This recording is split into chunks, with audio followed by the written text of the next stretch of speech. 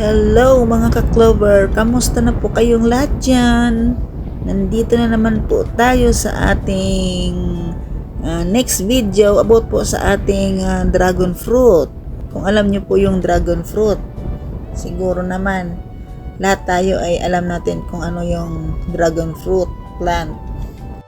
Ito po yung dragon fruit na napaka-yummy at sobrang sustansya po.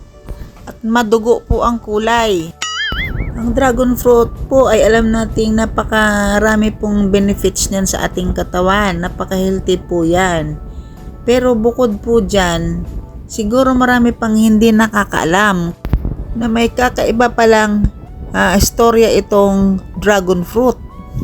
Bakit ko naman po nasabi yan at saan ko naman po ito nasagap na story or history baga? Meron po kasi akong kaibigan. Tapos po siya po ay nakapag-asawa ng Vietnamese. Ngayon, nandun po sila nakatira ngayon. Kahit ngayon nandun po sila nakatira sa Vietnam. Tapos po yung napangasawa po kasi niya ay may sa family po nila ay meron silang farm ng dragon fruit. Tapos nalaman ko po yung story na yun dahil naikwento sa akin ng kaibigan ko na nalaman niya dun sa family ng asawa niya na may history pala itong dragon fruit. Hindi lang po siya isang prutas na maraming sustansya, kundi meron po itong taglay na dalang swerte sa ating buhay at pangtaboy ng malas. Kaya po ako napatanim dito sa aming bakuran. Naniniwala po ako at talagang naniniwala din sila kasi yung family daw na yun sa asawa niya ay talagang mahirap daw talaga yan sila dati. Ngayon, nagtanim-tanim po sila ng puno ng dragon fruit sa paligid ng kanilang bahay. Tapos bukod pa pala roon, pagkatapos noon hindi nila namalayan nung nagtanim sila ng dragon fruit, umiba daw yung kanilang buhay simula daw nagtanim sila. Basta ganun po ang nangyari na may kakaiba po silang napansin na parang gumaan yung kanilang pakiramdam, gumaan yung kanilang buhay nung simulang nagtanim sila ng dragon fruit. Dahil ang dragon fruit ay nagsisimbolo ng isang dragon na maging sa Chinese Finsoy, sa mga Chinese po ay talagang ang dragon sa kanila ang pinakamalakas na pantaboy ng mga bad elements. Tingnan niyo naman po mga ka-Clover ang itsura ng puno ng dragon fruit, di ba? Na para sa mga Vietnamese at sa mga Chinese na ang simbolo ng dragon ay napakatapang at malakas ang hatak ng kasaganahan maging sa negosyo at pantaboy ng malas. Sabi ng matandang kamag-anak ng Vietnamese na yun, nang dahil din po sa dragon fruit ay pinaniniwalaan talaga nilang nagbibigay ng swerte sa kanilang buhay. Pero yun nga po, paulit-ulit ko na lang or bawat video na lang natin ay may masasabi talaga akong ang sasabihin ko sa inyo ay disclaimer lamang po ito. Lahat po ng mga viewers natin, subscribers, lahat naman ng mga kasabihan ay nasa sa inyo po yan kung maniniwala kayo at hindi. Pero para sa akin mas maganda talagang maging positibo tayo kasi wala namang mawawala sa atin eh. Pwede nating itry. Kung wala namang mangyari, kung wala namang mangyaring maganda, wala naman sigurong mawawala sa atin, di ba? Pero mas magandang, para sa akin, mas magandang gawin na lang natin at sundin. Dahil totoo naman po talaga ang mga Finsoy. Pero ang lahat naman po ay wag nating iasa sa mga pampaswerte. Ang lahat naman po ay pinaghihirapan para tayo ay umangat sa buhay. Pero itong mga pampaswerte ay isa ito sa paraan na makakatulong para nga naman tayo ay swertihin sa buhay. Dahil ang mga pampaswerteng ito, sila po ay gumagabay at tumutulong para maging masagana ang ating buhay. Lang po nating maging positibo. Kaya nga po, ang pagkakalam natin sa dragon fruit ay isa lamang po siyang masustansyang pagkain, prutas. Pero ang video po natin ngayon ay para po talaga ito sa nalaman kong may kakaibang dalang swerte ito sa ating buhay.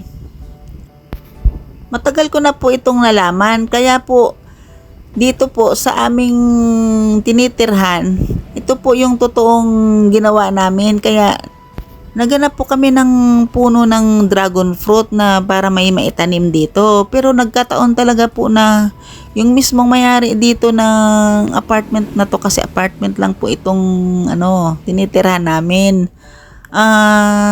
Nagkataong galing po sila ng Ilocos. Ngayon, may dala silang maraming puno ng dragon fruit na ito. Tapos binigyan po kami kung gusto daw naming magtanim. Ayun, kami sa lahat po dito na nakatira dito sa apartment, kami lang po ang tanging nagtanim dito. Yun, nagtanim po kami dito sa bakod. 15 years na po kaming nakatira sa apartment na ito. Sa awa po ng Panginoon, nakakaraos naman po kami at maayos naman po ang aming buhay. At ito nga po, ayan, nakailang beses na po kami ditong nakapag-harvest dito ng bunga ng dragon fruit namin. Kay sarap talaga po. Tapos nalaman ko pala na ganito pala, mayroon pala siyang swerting dala ang puno ng dragon fruit. Nang ibig pala pong sabihin ng dragon sa Vietnamese, Chinese o anumang bansa yan na naniniwala about po sa dragon, ay panglaban po ito sa mga bad spirit. Panlaban sa malas, pantaboy sa malas, pantaboy ng mga negative energy. Dahil po sa kanyang taglay ng mga tinik-tinik. At tila bang kumakaway ang kanyang mga sanga na iyan ang nagtataboy ng malas sa ating buhay. Kaya naman, may mga bansa rin, kahit dito sa atin marami ditong mga taniman or farm ng dragon fruit. Vietnam, napakarami din po ng farm ng dragon fruit. Sa maraming bansa po ang nagtatanim nito ng farm ng dragon fruit, kasi bukod sa madali siyang alagaan, magandang benepisyo yung kanyang prutas, at higit sa lahat po, napaka-importante pala dito ay yung swerteng magdadala sa ating buhay at gabay po na hindi po lumapit sa atin ang mga masasamang elemento. Ngayon po ako na may lahat naman halos ng mga kasabihan or lucky plants, lucky charm, pinaniniwalaan ko talaga yan. Kasi yun nga sinasabi ko sa inyo, wala namang masama kung wala namang mangyayari. Pero mas masarap mga ka-clover kapag kayo'y naniniwala. Kasi pag ganyang positibo kayo sa paniniwala at pananaw nyo, talagang mangyayaring gumaan ang inyong buhay.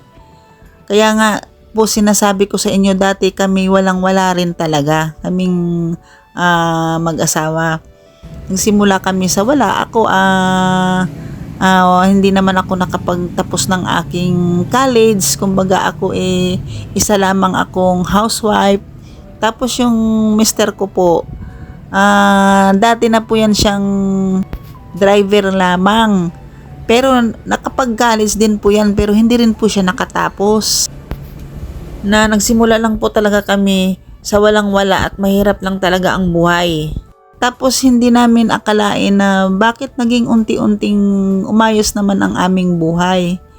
Siguro minsan naiisip ko rin siguro dahil sa positibo ako sa mga pananaw ko na ang mga lucky plants, lucky charms siguro ay nagbibigay talaga ng kasaganahan sa aming pamilya. Kaya simula nung nagsisimula ako, kahit dati po kasi wala po talaga kaming permanent address talaga. Kaya palipat-lipat po kami. Ngayon lang po kami tumagal dito sa tinitirhan namin. 15 years na po kami dito. Kahit sabihin nating nasa apartment lang kami nakatira, maginhawa na po sa amin yon kaysa naman nung simulang bago pa lang kaming mag-asawa. At nagkaroon po kami ng sariling sasakyan. Ngayon nag-grab po yung asawa ko, pinag-grab po niya yung aming sasakyan, tapos nakakuha pa po kami ng isang sasakyan para ganun din po ang gagawin niya, ipapag-drive po niya sa ibang driver naman na grab driver. Tapos napagpaaral naman po namin kahit papano yung aming dalawang anak. Kaya pinag-iisipan ko po paano po kami kahit papano gumaan yung aming buhay, umayos yung aming buhay.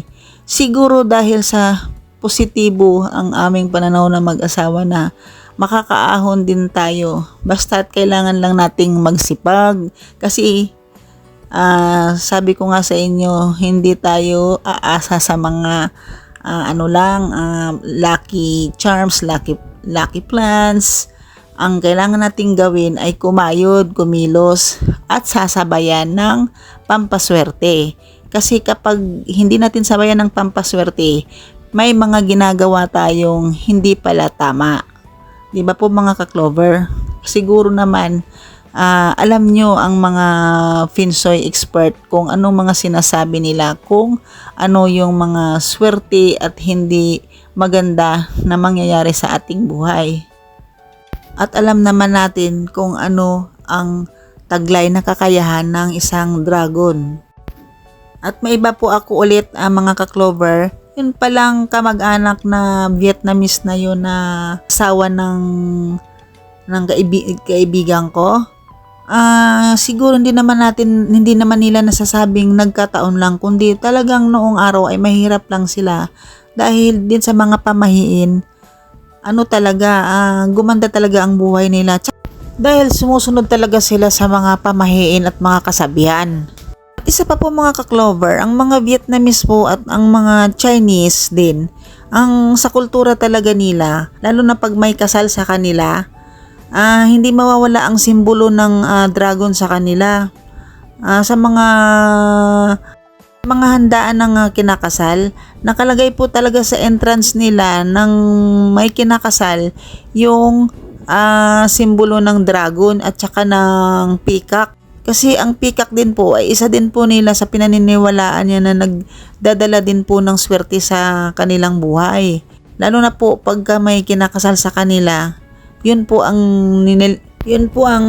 dinidisplay nila sa kanilang gate, sa entrance ng bahay ng kinakasal. Yun pong dragon at saka yung peacock. Ganito po yung ginagawa nila.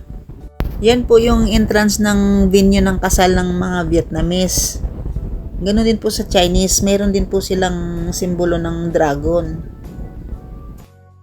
Nagbibigay din po ng regalo yung mga lalaki sa pamilya ng babae ng simbolo po ng dragon tsaka ng peacock. So hanggang dito na lang po mga ka-Clover yung video natin for today na about po sa dragon fruit, kung ano po ang dalang swerte ng plant na dragon fruit.